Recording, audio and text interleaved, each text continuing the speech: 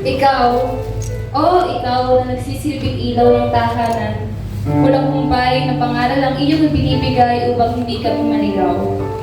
Ikaw na siyang nagturo kung paano magpahalaga hindi lamang sa sarili, kundi maging sa kapakanan ng iba. At ikaw na nagpamulat sa mura naming isipan na maging matatag upang malampasan ang hamon ng buhay, maabot lamang ang lorong ng tagumpay.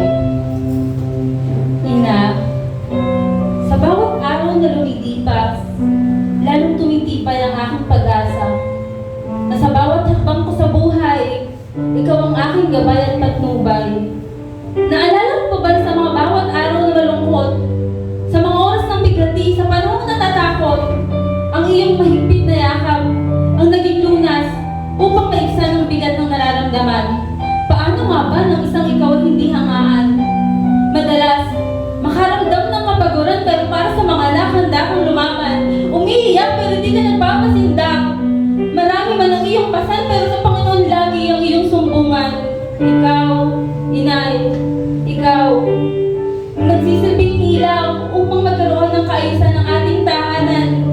Hindi man konkreto, minsan magulo, pero kahanga-hanga ang iyong sakripisyo. Teka, marami ka nang nagawa.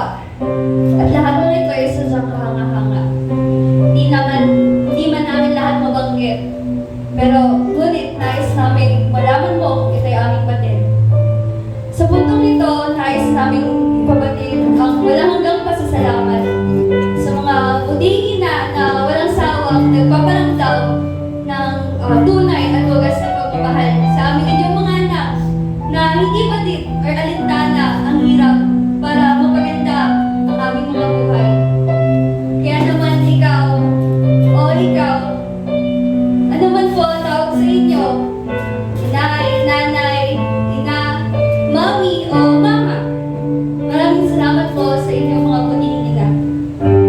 Pastora, nagsilbing ina po sa amin, hindi lamang sa iyong pamilya, kundi sa ating iglesia. Nais namin pabatid na mahalaga